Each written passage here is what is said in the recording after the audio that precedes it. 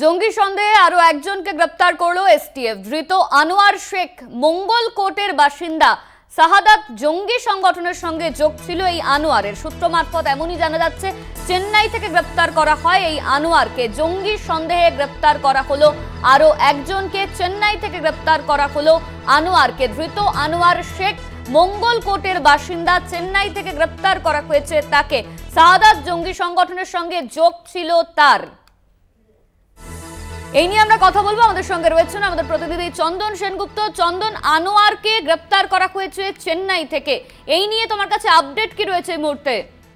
অনন্যা, প্রথমেই বলে রাখি যে খাগড়াগড় বিস্ফোরণ কাণ্ড হয়েছিল পূর্ব বর্ধমানের, তারপর থেকেই কিন্তু তৎপর বাংলার এসটিপিএফ বিভিন্ন জঙ্গি সংগঠনগুলোর উপর নজর রাখছিল এই এসটিএফ। যেটা এখনো জানা যাচ্ছে, এই এখনো পর্যন্ত আজকের দিন পর্যন্ত 30 জন জঙ্গিকে গ্রেপ্তার করেছে বাংলার এসটিএফ। এটা একটা বড় সাফল্য। এই যে আনোয়ার শেখকে কিন্তু নজরে রেখেছিল এই এসটিএফ বিগত 1 বছর ধরে।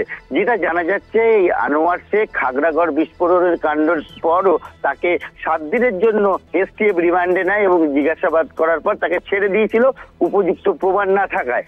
এরপর কিন্তু সেই আনোয়ার বাড়ি ফিরে আসে এবং বাড়ি ফিরে এসে সে তার কাজ করতে থাকে, চাষবাসের কাজ। কোনো সময় মোটর ভ্যান চালাতো, কোনো সময় সে জমিতে দিনমজুরের কাজ করতো। কিন্তু বর্তমানে কাজ না থাকায় সে কিন্তু এই 1 বছর 6 মাস পর পর কিন্তু ভিন রাজ্যে পাড়ি দিত।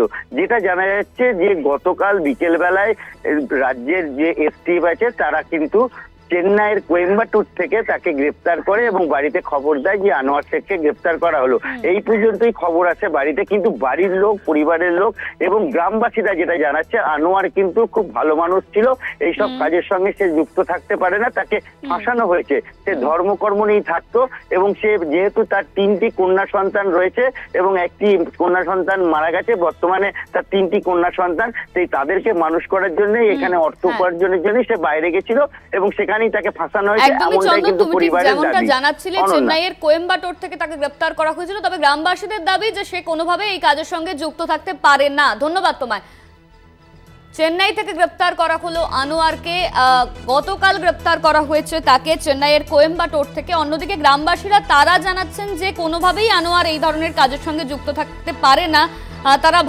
আনোয়ার ভালো মানুষ ছিল, তাকে ফাঁসানো হয়েছে কোনোভাবে, এমনই বলছেন গ্রামবাসীরা। ধৃত আনোয়ার শেখকে তাকে গ্রেপ্তার করা হয়েছে এবং গ্রেপ্তার করার পর পুলিশ তার পরিবারকে জানায় যে তাকে গ্রেপ্তার করা হলো।